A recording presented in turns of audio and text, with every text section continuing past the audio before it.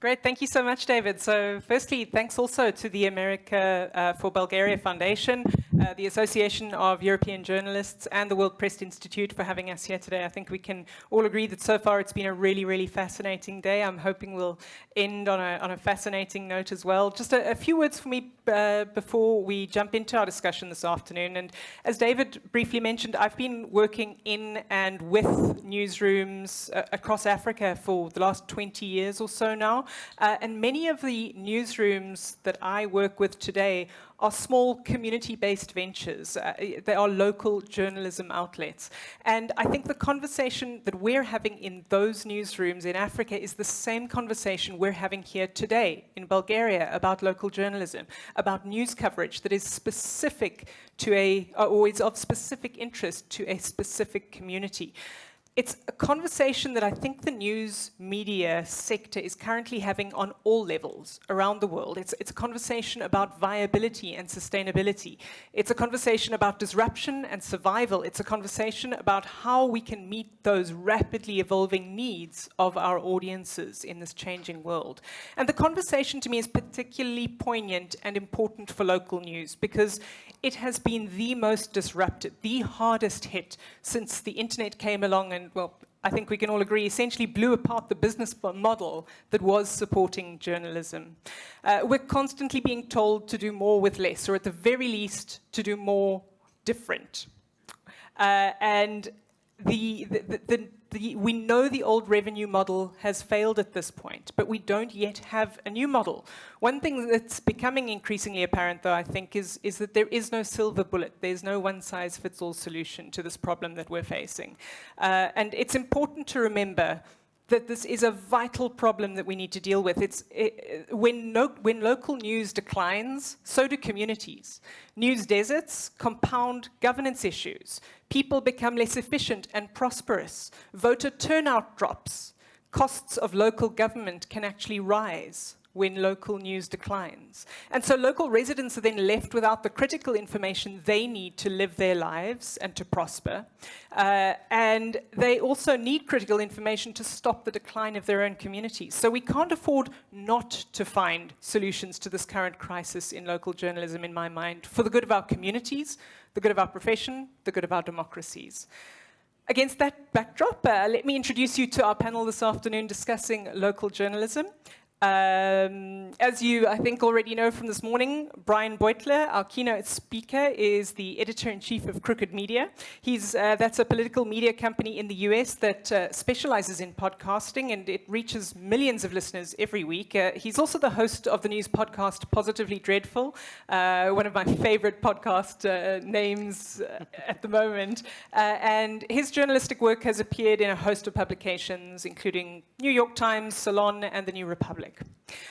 Dean Starkman, sitting to Brian's left, is the senior editor for the International Consortium of Investigative Journalists. He's also a fellow in residence at the Center for Media, Data and Society at the European Central University in Budapest, Hungary.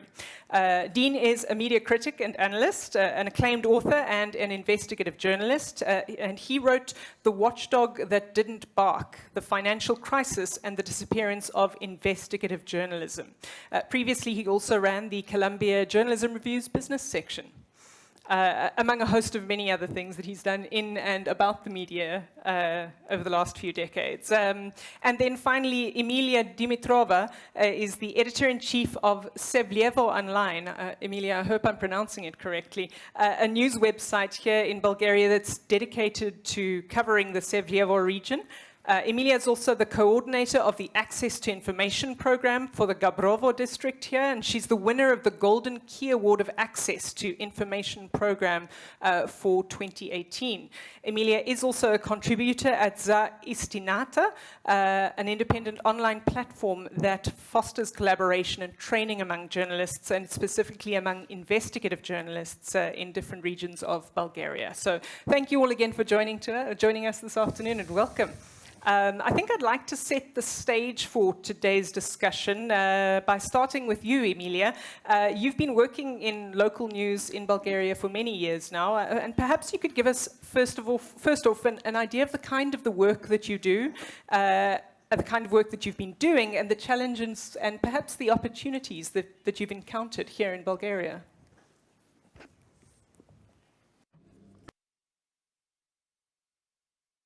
Thank you. Thank you very much for your kind introduction. Yes, indeed, I've been in local journalism for over 30 years. Actually, that's where my entire career has evolved. So based on these 30 years of experience, I can say that there are two types of journalism. Quality journalism, responsible and honest journalism, but it can also be fake low-quality journalism.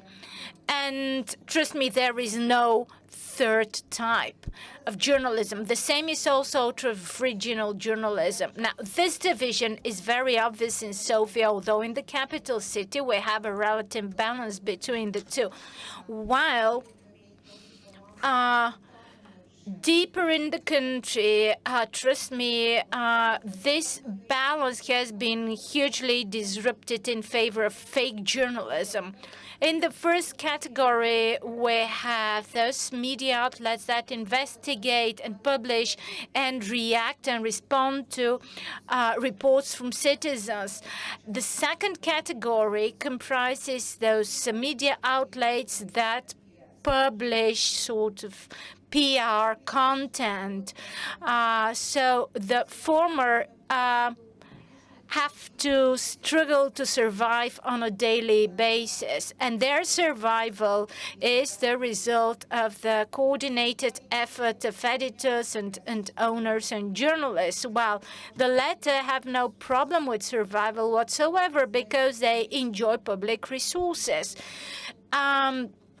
Due to the purposeful disruption and undermining of media environment in Bulgaria, regional journalism has been in medical induced coma for many years now. So it can be fed oxygen only through independent funding. In contrast to that, what I would call service-providing journalism enjoys perfect health because it gets funding from political parties and from other such sources through decisions of local municipal councils in one form or another. Or, in other words, regional journalism, when it serves this interest or that, has no problem whatsoever with its funding and survival. But if journalism is honest and trustworthy and fair, it sees itself in real trouble when it comes to survival. Still, we continue to have good quality regional fair journalism.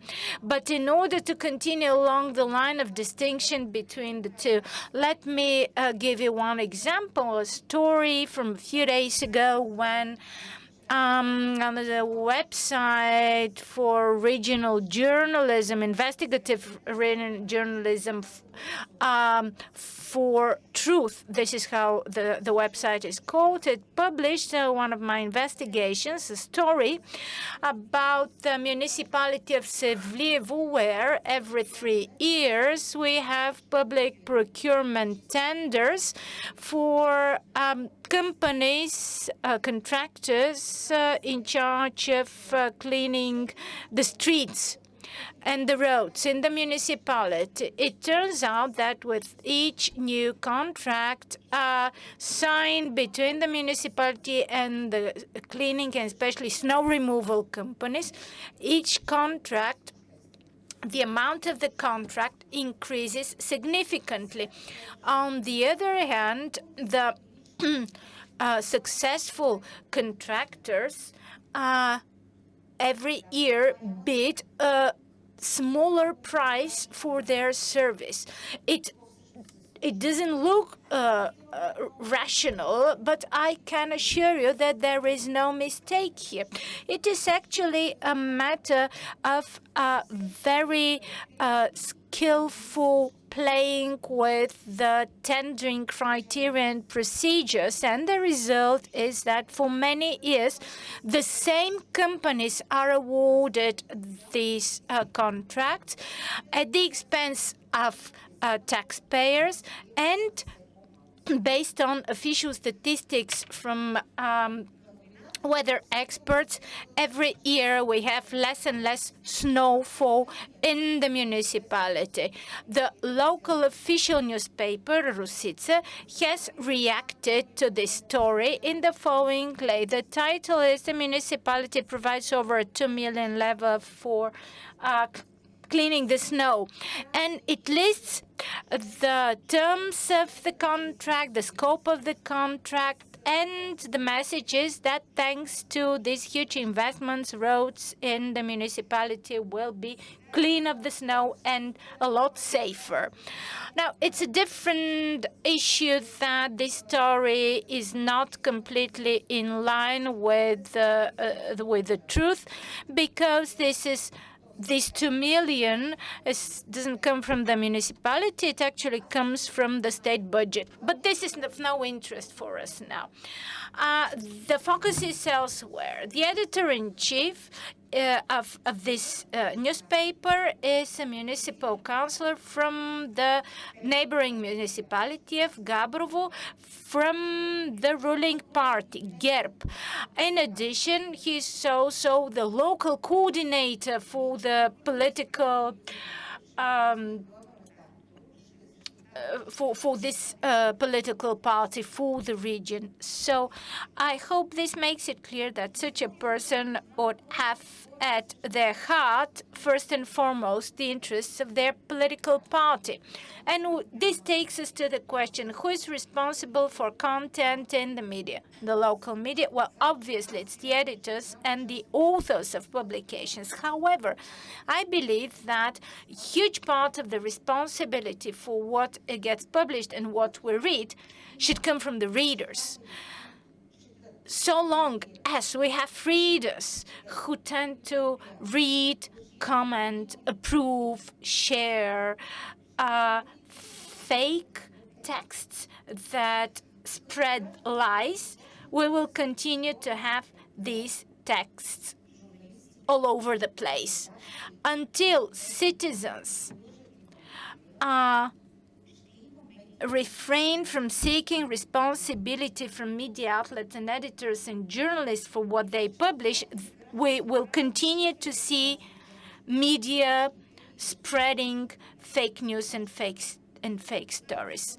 The distinction between quality and fake media becomes most obvious for citizens when they need to ask media to help them solve their personal problems, personal issues, and they seek help from the media, but from those media which are most critical.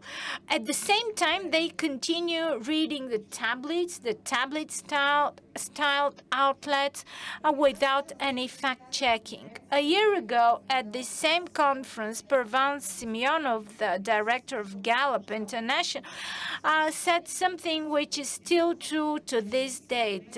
He says that independent media are the smallest concern of the Bulgarian society, which is not prepared to pay for quality content. And if the public is not ready to pay, then those who pull the strings of the government will pay for it.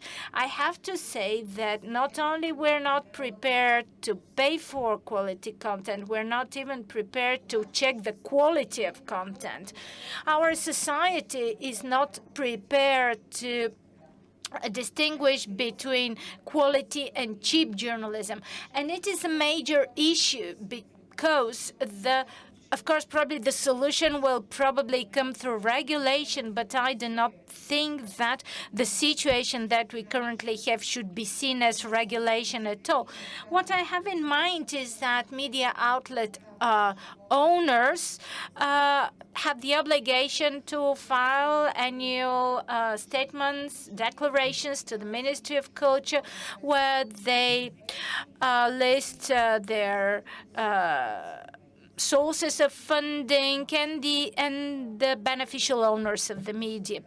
However, does any one of us have any information about media outlets who have failed to declare the circumstances or those who have failed to provide truthful information? No one. All through the country, oftentimes before elections, we have very small media outlets literally mushrooming. They come up and then they disappear on the day after the elections. This happens regularly. No one knows who's behind these media outlets because information there is anonymized. I don't even think they're worth being called media, but still there's some kind of outlets. So no one is in charge of these outlets. No one knows where they come from. What does regional journalism need in order to survive and in order to start breathing on its own? I should say several things. Well-trained journalists, independent funding, and last but not least, probably this will come as a surprise to you, but courage.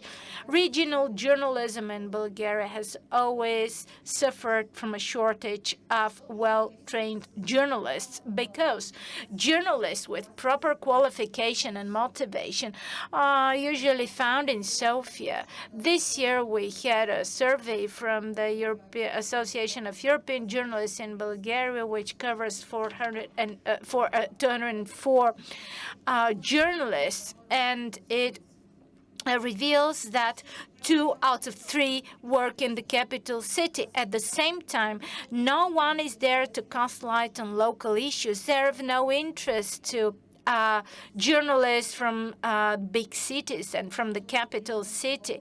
But if we do not have free media, we do not have democracy, right? If we don't have media revealing the actual picture of what's going on at the regional level, if no one can peek behind the doors of the regional bodies, regional local authorities or local lawmakers, and if you don't know what's actually going on behind these closed doors, the public is left without information. The right of the public to be informed is violated. So, at the end of the day, they are deprived of their right to choose freely. Not to mention the pressure exerted on journalists on the local level. Sometimes, trust me, this type of pressure can be very serious, very direct, very scrupulous. More and more journalists, young journalists, choose to work in big cities. And this is a result of exactly this type of pressure. It can be manifested in financial pressure, persuading advertisers to shift their advertisements to different outlets. This can be also isolation, the form of isolation, or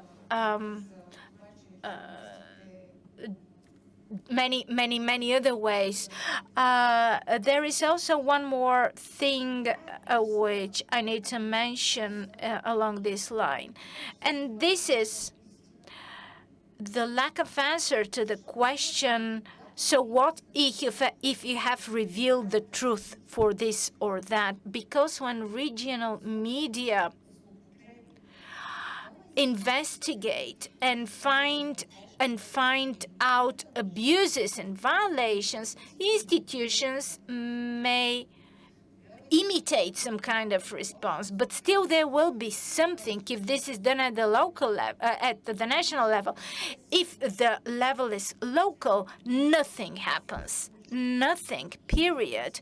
The institutions are silent, they're deaf, they're blind, they would do nothing. And this can be hugely demotivating for regional journalists because eventually they start asking themselves, why do I do this? I already mentioned isolation. I need to share with you one that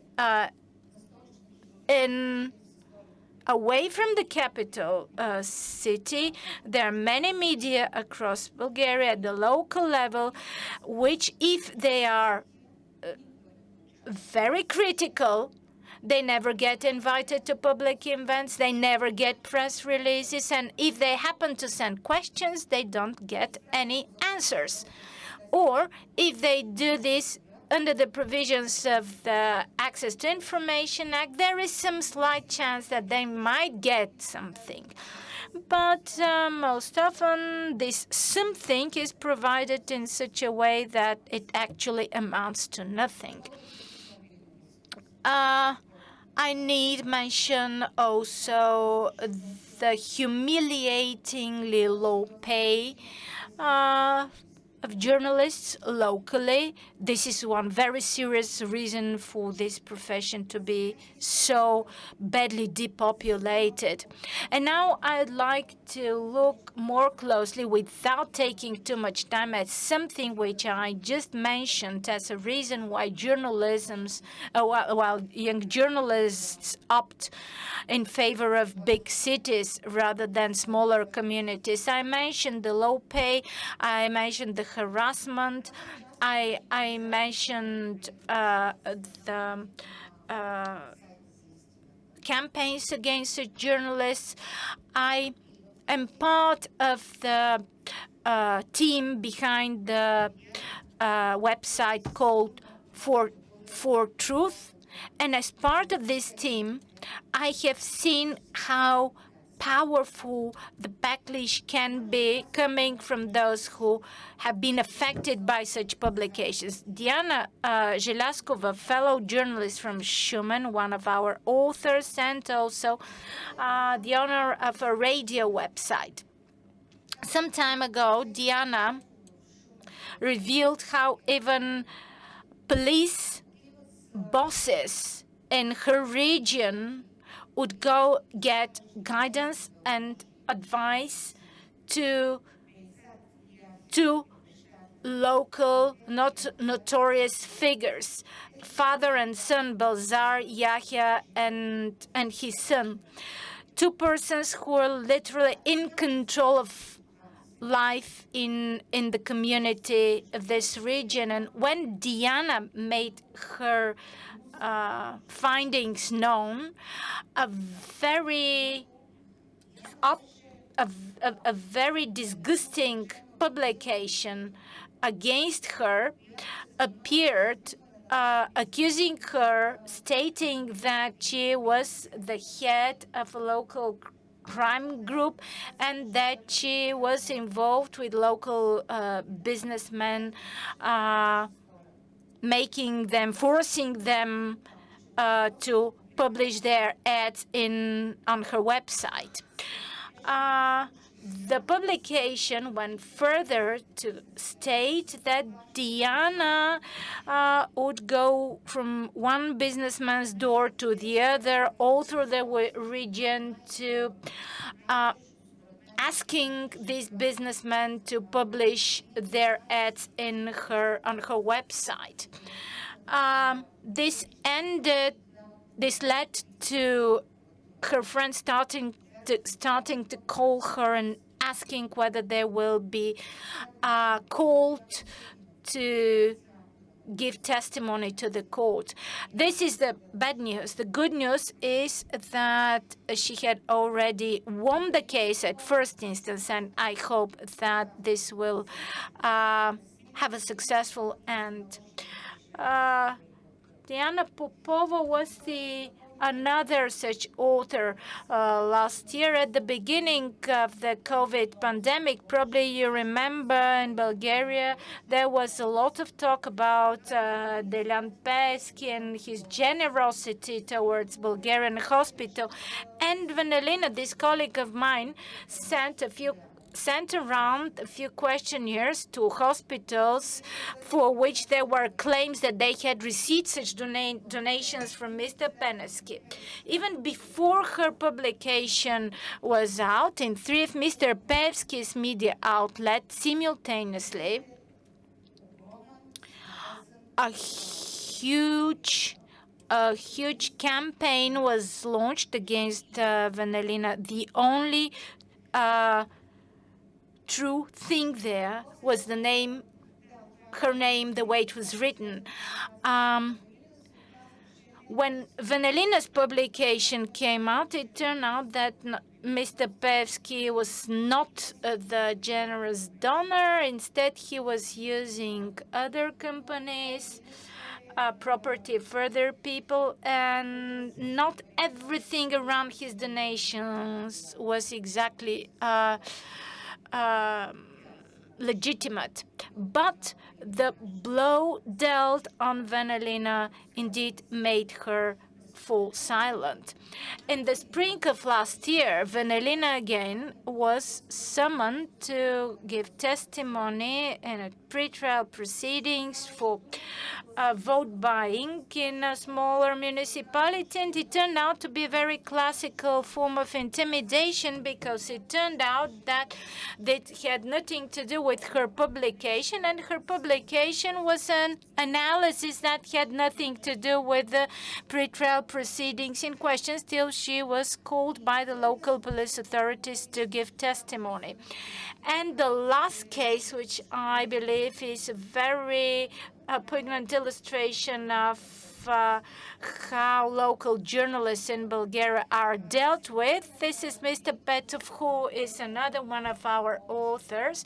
After he started asking questions regarding donations in favor of the local police in his community, it turns out that after routine police check, drugs were found in his car.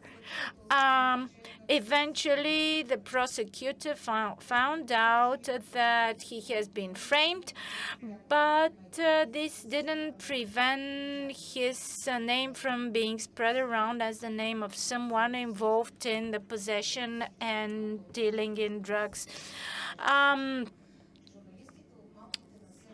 As a result of such cases, journalists in smaller communities at some point decide to leave these communities and move to small towns or bigger cities where they feel safer. Some time ago, I was member of a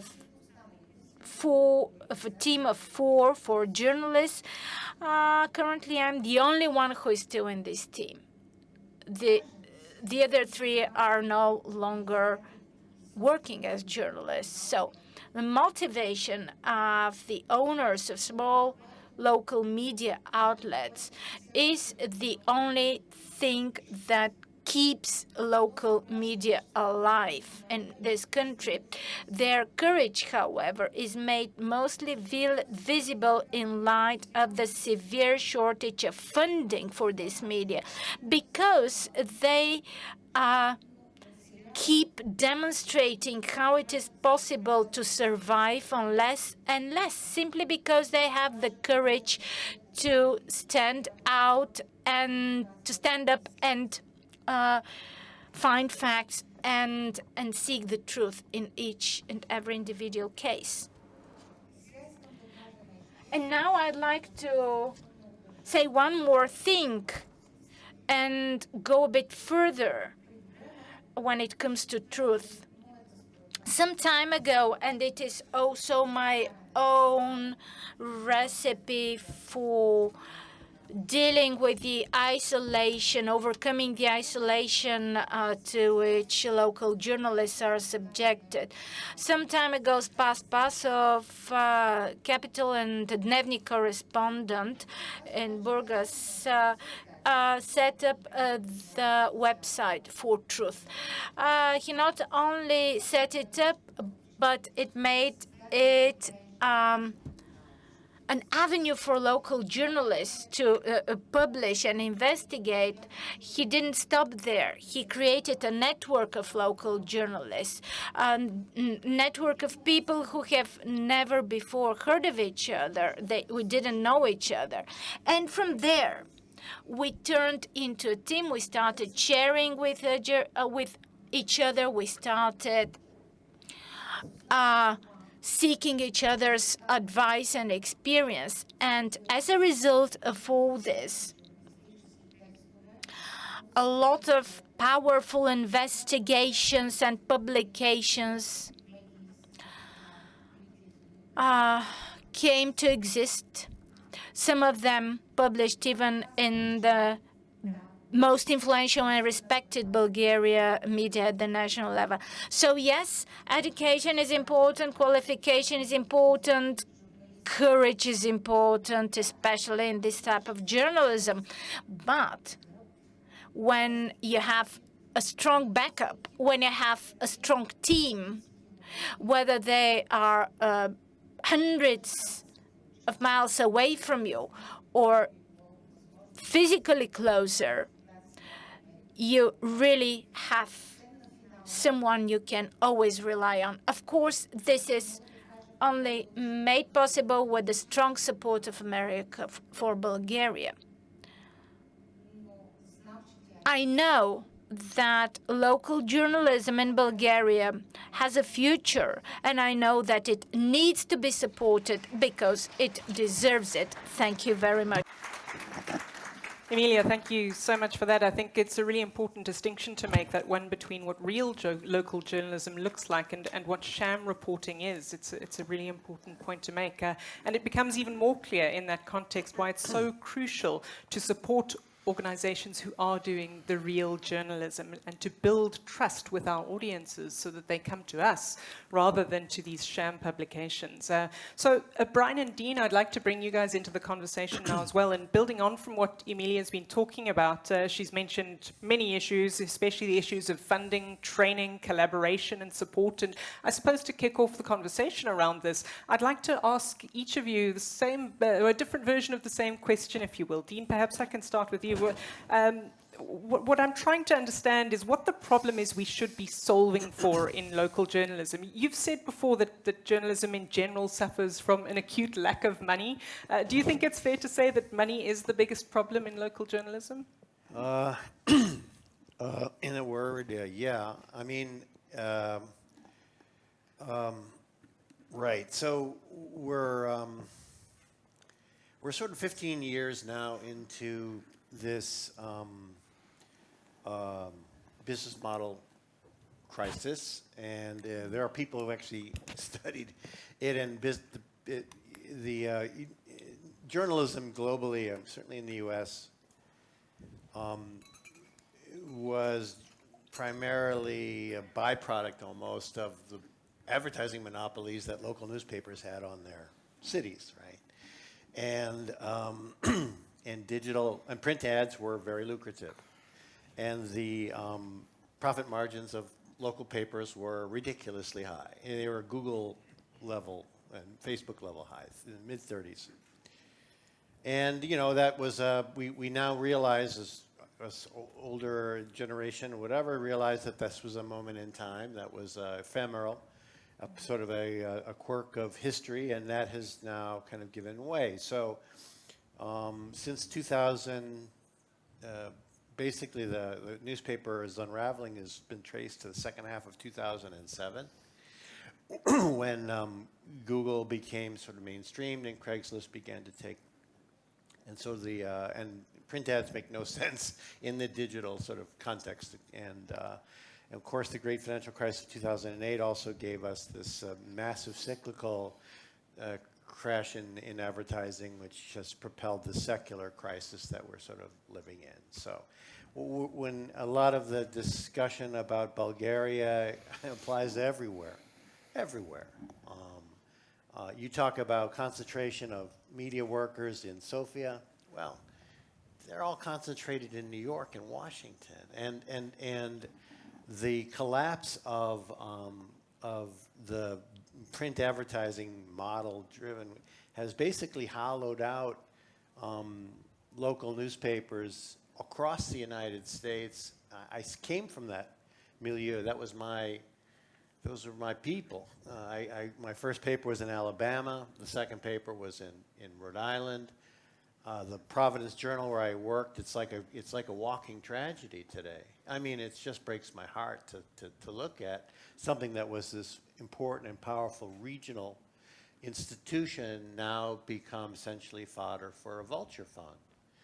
Anyway, it's all very sad, and we can all break out our little teeny violins and cry about it, but it's a real deal, and we can. I want to hear from Brian and everybody else, but we, we're now sort of 15 years into this, and we got to stop crying about it and try and figure out which way to go. I wrote a sort of a history of the of the failed attempts to make commercial journalism, the commercial models for journalism work in the digital age, and the list of corpses is really long when you sort of think about it. Mashable and Medium and GigaOM and AOL and Patch and all these things were, really well funded by, Vice, has kind of gone the way of whatever happened to them. I'm sure they're still around, but these are not successful models, and these all were really well funded by venture capital, and none of them have worked. And so we've got this. So I have some ideas for fixing it, but I want to just sort of bring us to sort of where we are. We're in. To me, I see. And Brian could probably enlighten me a little bit on this, because I sort of see the current landscape as a sort of winner-take-all situation where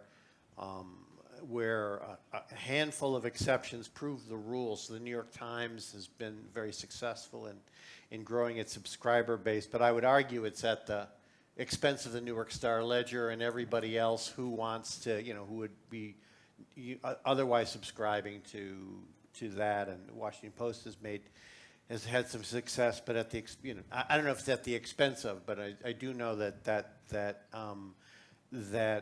subscribers, donors, crowdsourcing is only one pillar of a stool that won't stand without others in it. So.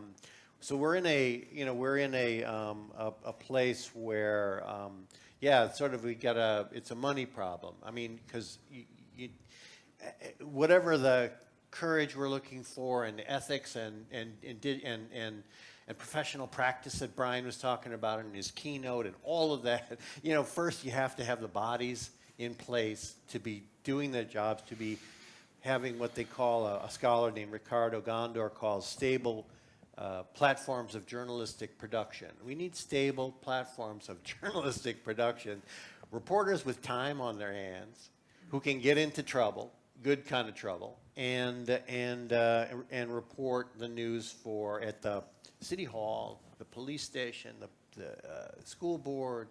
These are places I used to cover, and it was a miserable job, and I hated it, but it was, it was a kind of important work that gave information to people in their communities, and also, it also brought normal people in Anniston, Alabama, where I started, in contact with an actual news reporter who was a real human being that was knocking on your door, and there was not this kind of deep, the fact that local reporting has essentially disappeared in small communities means that the only encounter with a journalist is this caricature you hear about on Fox News. So we are in this place. This, to me, the coming up with sustainable models for for journalism, a business model is kind of the holy grail at this point. We gotta, we gotta fix that. And I just, would note that it's not a question of causation, but certainly a correlation that the journalism crisis that we're experiencing has also been accompanied by a democracy crisis. So I just sort of want to, that's sort of where I'm at on this. And yeah, we can talk about possible solutions. And I'm kind of curious to hear about crooked media, because that's sort of like maybe that's a, kind of a model that we can think about that's not a gargantuan platform, that's maybe a medium-sized business that can work. But that's where I'm at on this problem.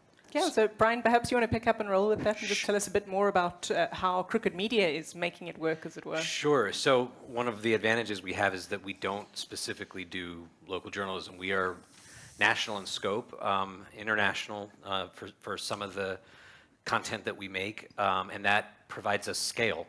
That means that our audience potential is, I guess, technically global, but it's certainly the entire United States media consumption world. And if you can reach that many people, you can make ad financing work, you can make doing live events work, you can sell merchandise. There are things that you can do to bring revenue in that then you can spend on the nitty-gritty of actual reporting and production. And so some of that I think you can map onto certain regions of the United States. I'm not certain if it would work in smaller countries, or definitely wouldn't work in some of our smaller states and smaller cities. There are just not enough people to reach to make enough revenue to pay for quality journalism. But we have states the size of California. We have multiple large cities. You could in theory imagine sort of mini Crookeds doing something like what we're doing, and meeting some success with it. But I agree with Dean that there is no replacement for, what was the term, sustainable? What do you call it? The stable platforms of, what did I say? Of journalistic production, journalistic right? production. Yeah. Not my phrase, but that there's for the time being there is no substitute for having the resources, even if they come at a loss for some philanthropist somewhere, to pay people to do the work. And you can see this actually on the flip side. It's not just Fox News in the United States. The one place where there's money being spent but also being made in local journalism is on local television. And it's in the form of right-wing corporations and billionaires buying up local TV stations and turning the local news people tune into after dinner into sort of political propaganda. And if I had thought about it, there's this incredible mashup video of local news segments from around the country, different cities. These are news anchors that don't cover the same things. They don't know each other. They in some cases report for different outlets. So, we have ABC, NBC, CBS. They work on these stations, but they've been given one script by their corporate overseers, and you can like watch this video where they are all speaking from the same sort of Orwellian script about whatever their funders want them to, and they're thriving. They're doing very well. It's obviously in service of the production of a lot of misleading propaganda, and I guess there's no other word for it, just propaganda. But that's only possible because the resources are there, in the world of people who take the professional obligations of journalism more seriously, we have this situation of like a thousand tiny little flowers blooming, and that means that there is quality small online journalism about cities and about states, and if you're an extremely media literate person, you know where to find some good information about the place you live or the place your family lives. But those outlets are very niche.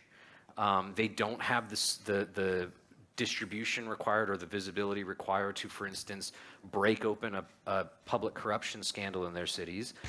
They don't have the firepower to push back against what is increasingly a local disinformation crisis that we have in the U.S. You know, one example is there's an effort orchestrated at a national level to convince parents that their schools are sexualizing children in order to subvert public education and privatize it. So this is happening sort of out in the open, but if you're a parent in a school district in a small city, you're more likely to hear the disinformation than you are to hear or read the professional ethical journalist who's pointing out that that's bullshit. And so the disinformation problem is on the upswing because there's no sustainable journalistic production in those places.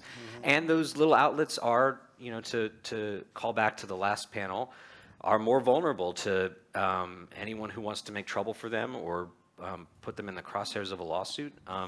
They are local, but they are independent. And in the U.S., we've had several independent media outlets basically driven out of the work they want to do because people who find them inconvenient decide they want to sue. Dean, if I can throw it back to you then there. You mentioned earlier that you have some ideas on solutions. I mean, I love the idea of 1,000 tiny flowers, but what are some of the solutions to this local news conundrum that have caught your interest? There's a lot of talk about portfolio approaches to news. There's a lot of talk about diverse revenue streams, all sorts of different approaches to sustainability. Can you think of any that might work in a local news scenario? Well, I would tell you something. If I did have the solution, I would probably be bobbing in my private yacht somewhere in the Aegean Sea or some really warm place right now. Because no, I mean that's sort of the thing. Now there's things that people are trying to do, and I need to I want to start studying. There are successful people who are doing okay on the local level. Boston Globe's doing okay, I think, apparently. Of course, they're owned by a philanthropist. I don't know. They're a private company. The Milwaukee Journal Sentinel, I guess, is still doing great work. I don't know how, but I want to find out. The Texas Tribune is this interesting model. I don't know how they work. All these things are, so we need to, go out and do the reporting on this and figure it out. There's another angle to this, which would be interesting to look into, is that some of the successful local newspapers that are still doing good work are doing it in states that are becoming non-democracies and more corrupt. Wisconsin is hardly a democracy anymore. Texas, you could argue it, but it's not structured as a democracy, even though I think that the majority there still basically gets to run things. And North Carolina also has some surviving local newspaper work, and it too is essentially a non-democracy at this point. And I don't know why it is that you find good journalism there, but maybe it's just because there's so much outrageous stuff happening that it can fill the pages and attract the attention. Right. I would say, again, I'm all for tiny flowers blooming and stuff, but really what we're looking for are newsrooms of scale, and news organizations that are powerful in their own right. And a lot of journalists, I think, are a little shy about wanting the press to be powerful. But when you think about it, they're reporting on institutions that are much more powerful than they are, right? So if you're the Wall Street one stat I used to throw around was when I was at the Wall Street Journal in the 90s, they were owned by Dow Jones, which had a market capitalization, the size of the value of the company, which is about $4 billion, $5 billion. Well, they were covering Morgan Stanley. Morgan Stanley had a market cap of about $4, $5, $6 billion. So we're talking about two players basically on the same playing field. Now, fast forward to today. I looked up Goldman the other day. They're $120 billion market cap. The New York Times is doing really, really well. They're a $5 billion company. Okay, so these are real mismatches. You need news organizations of scale. Now, I am based in Budapest, Hungary, and it's a really interesting perspective for all sorts of reasons you can imagine. But one of them is the journalism scene is just fascinating how they locked it up much tighter than Bulgaria. I'll tell you that. It's much freer here I'm telling you. But, and there are some of my best friends, my pals, are investigative reporters working for great news organizations. One of them's Direct 36, which is run by an American-trained journalist named Andras Petu, who's a good pal of mine. And they do really incredible stuff, but they are just too small. And their audience is basically speaking to the Budapest elites, like Sofia, the liberals of the central city, that are already kind of, this is not the, and one of the key moves that Viktor Orban made in consolidating the grip on the media was this very convoluted, complicated, and very deft maneuver to take out the largest circulation paper in the country called Népszabadság, Free People, goes back from the socialist days. And they were a news organization of scale. They had about 70 journalists, and importantly, they had this circulated across the country, not just in Budapest. They were circulating around the country and in print, meaning it's not just young hipsters who are reading them, it was regular people, old people, older, whatever. People who, anyways, so they had power, and they went on this incredible run of kind of investigative, kind of bling exposés of the prime minister, his family, the corruption, et cetera. And long story short, in 2016, the mysterious owners behind them shut it down, citing economic reasons. It was one of the great kind of very important telling moments of this thing. They were shut down because they mattered, and if they didn't matter, they'd still be there, but they mattered, and they mattered enough for it to be shut down, and I think there's a lesson in that. That was a big shocking moment for a lot of us and a lot of people that could happen. But the lesson, my takeaway was that's okay. They didn't like that, so we need that.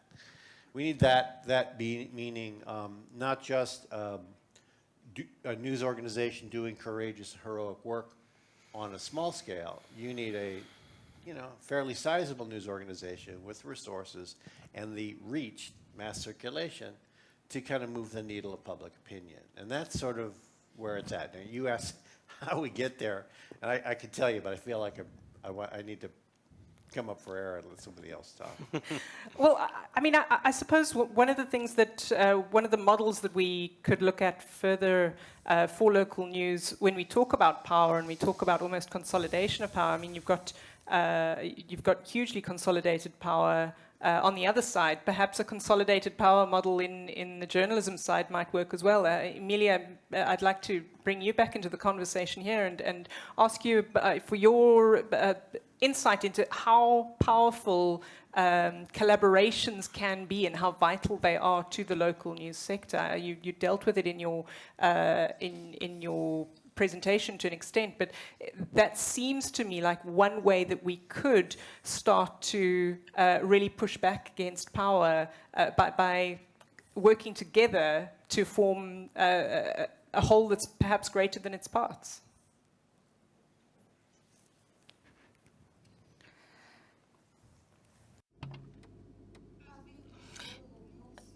I would once again answer by giving an example of creating a kind of association of regional journalists from various parts of the country, which happened through the platform of investigative journalism called Za Istinata, or For the Truth, because this unites journalists that live in 100 kilometers from one another. These are not people from one and the same region, and this proved a successful model.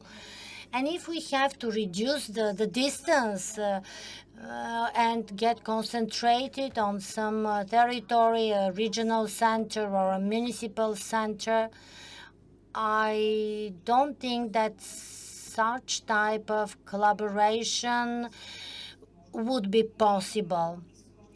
Believe me, at least based on the region where I work. And what's the reason? Well, because regionally there are almost no journalists working there.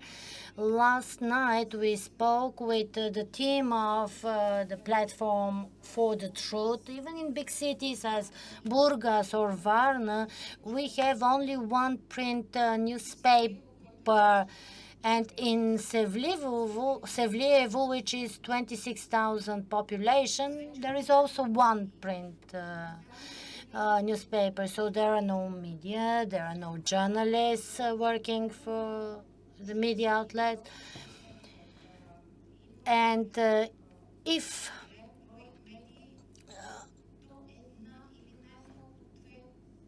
we take various, some regional centers, most of the media serve the interests of those in power, and only a few, one or two, would be critical, and it will be impossible for them to start collaborating. At least that's my opinion. It's absolutely a worldwide problem that you're touching on there as well, Emilia. Dean, I don't know if that's sparked any thoughts on your side in terms of how we can grapple with this problem. I mean, it is an impossible problem, and we're all looking for the answers. But how might we better move towards solutions? Right.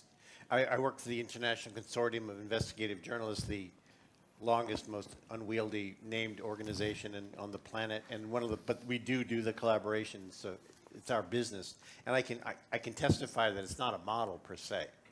You know, it's a making the best of a bad situation. Yeah. Weekend news organizations coming together to amplify impact. That's probably not the official way we describe ourselves, but that's sort of, you got to be realistic. We're talking about, you know, basically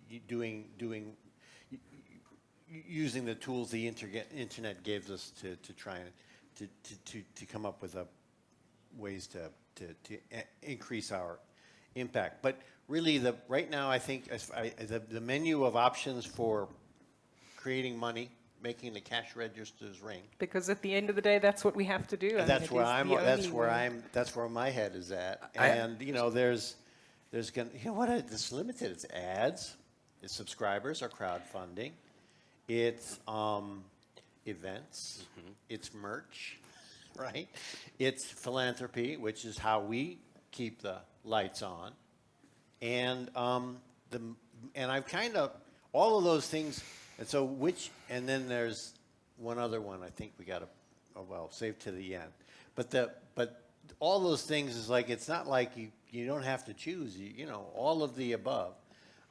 Whatever is sort of ethical and keeps and can kind of keep the lights on, that's what you use. The trouble is, you know, reader support is just not not enough, and there's only so many subscriptions.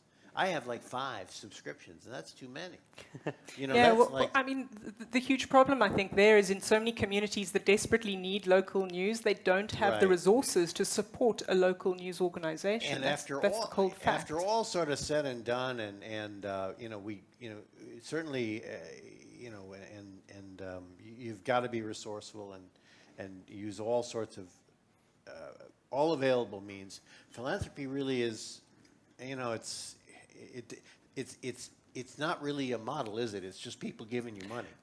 You know, it's like, that's not a model.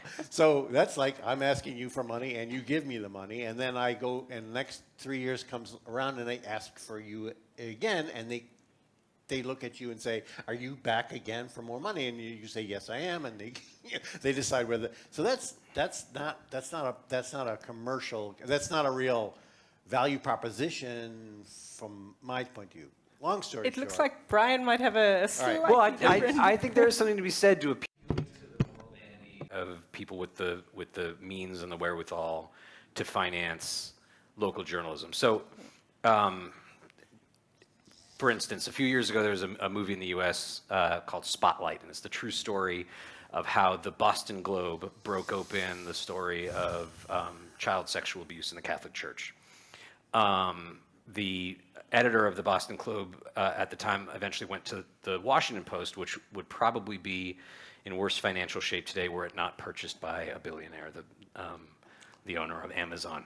They are now doing some layoffs, so this is maybe not a perfect example, but today there's a similar movie to Spotlight called She Said, and it's about how the New York Times, the sort of holdout in newspaper journalism, broke open the story of Harvey Weinstein and ushered in the Me Too movement. So the New York Times can still do this stuff, and it doesn't need some benefactor to make that possible. But I think today the Boston Globe couldn't do what it did with the Catholic Church story. And the only way to revive that would be for there to be an influx of money from somebody who wanted to pat themselves on the back for having been able to break open something as momentous as that story. And I promise you that in the United States and everywhere in the world right now, there are scandals at that level that are going uncovered because for one reason or another, there's no local journalism there. And if you can get somebody to finance it in the hope that someday they become a legend because they uncovered something momentous, then there will be a lot of other positive externalities from that, and that you have just regular ongoing coverage of the sort that doesn't always yield these enormous stories. Absolutely.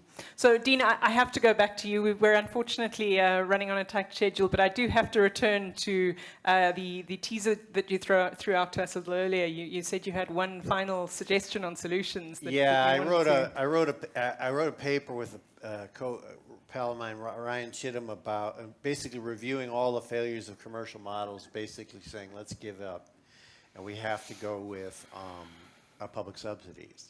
Now, how do you do that, right? So the fact is there's ways to do it, and the model I chose was something based on, interestingly enough, a Hungarian tax provision that allows people to check off 1% of the amount that they would pay to the government to basically a NGO. And it was started in the 90s for people to give to animal hospitals and other kind of things, but for some reason news organizations were able to become one of these NGOs, and that's become a sustainable sustaining pillar of the news organizations that I've been talking about. Now, if you kind of translated that to the U.S., 1% is way, way more than newspapers that journalism would ever need. Could be 0.1%. And the fact is, if there was a tax credit, and actually the Biden administration has been trying to work with this idea, not my idea. They came up with it on their own. Give them credit. But you know this would sort of take it's almost a market-based solution. So you could choose who you want. You want to give to Fox News, go ahead, do that. But the only thing that the key would be who gets designated eligible for this credit. And the IRS has this actually long history of dealing with education among there's a people in the IRS and there've been litigation on who gets to, what is a fact-gathering organization, and all this stuff my idea would be this tax credit should be kind of universal. It would easily fund replace the revenue that was lost. It would be not imposed by some committee of poobahs trying to figure out who's eligible.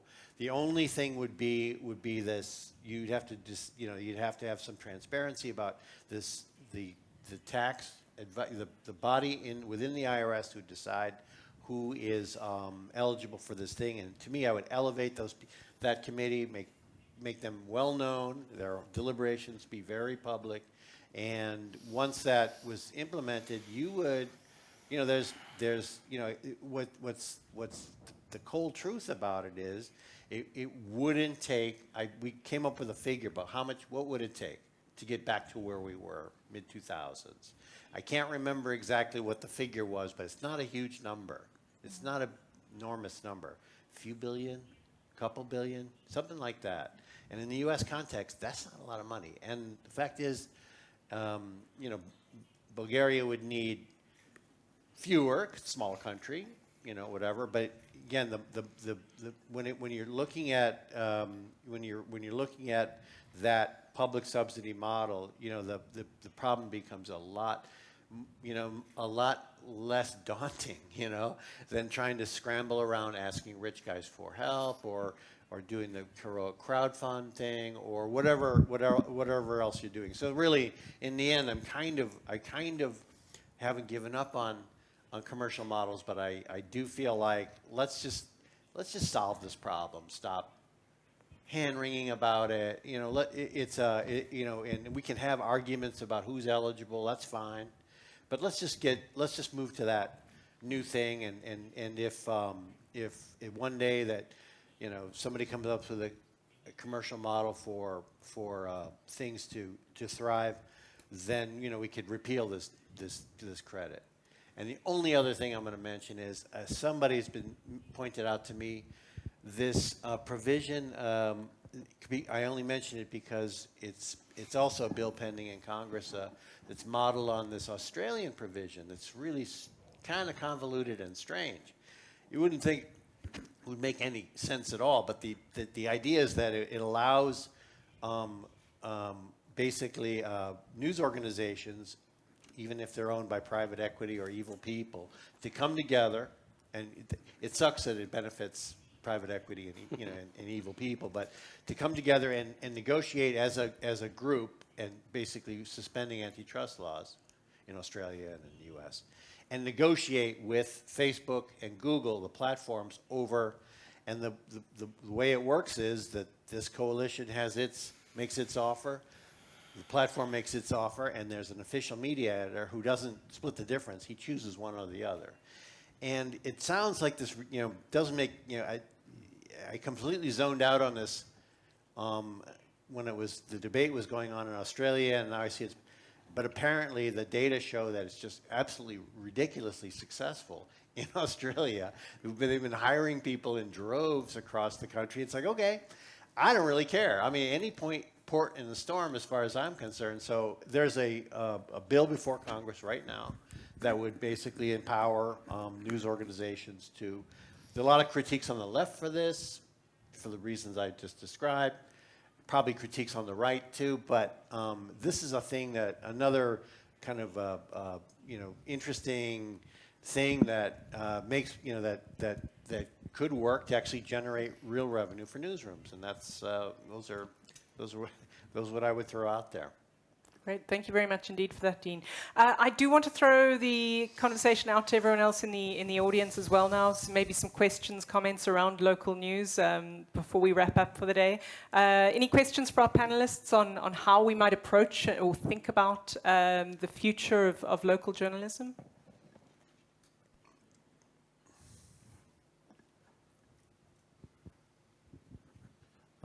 Hi there. May I speak in Bulgaria, please, because my English is too bad.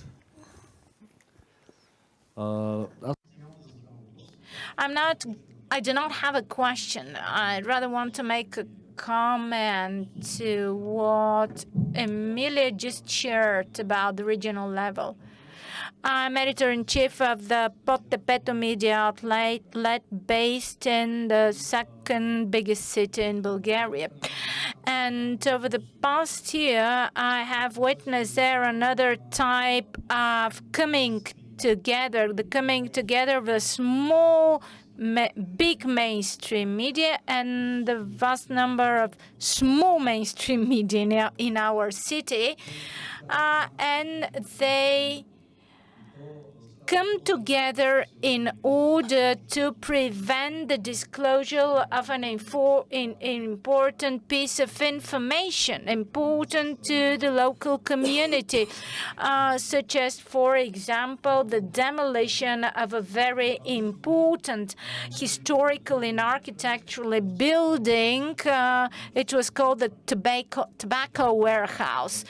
And this was made possible due to private interests being involved, and only when the Minister of Culture arrived on spot and there was television coverage that this was made known to the local community. It was thanks to colleagues here from Sofia. But what was done, and this is something that has happened 3 times only this year. And I'm saying this just to make it clearer for you how regional journalism operates in Bulgaria and how impossible it is for local media outlets to come together, as Emilia just mentioned. So I don't know if anyone would like to respond. Any reflections on what we've just heard, or? I guess I could say that if the challenges in the U.S. are as daunting as Dean and I recognize them to be, we must assume as outsiders that they're even harder when the same pressures are brought to bear in places that don't have mature media industry that we have or had.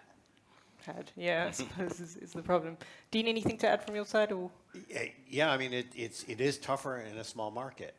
It's just tougher in a small market because, for one thing, the government plays an enormous outside role in the advertising market in Hungary, and I know it does here in Bulgaria. I know it does.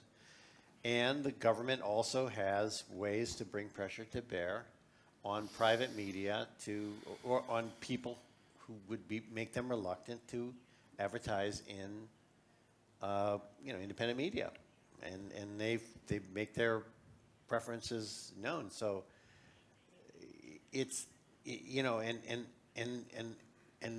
that's sort of where there should be a benefit to being in the European Union, because there should be. If you're not in the EU, okay, you can do what you want. But here you have to you're supposed to be a democracy, right? So the EU has an interest in making sure that there's a viable media system and people play fair. So, and that's I think that's not too much to expect that there's a community of interest that wants democracy to succeed in across the European Union, including in Bulgaria, including in Hungary, and it is everybody's business. So and it's not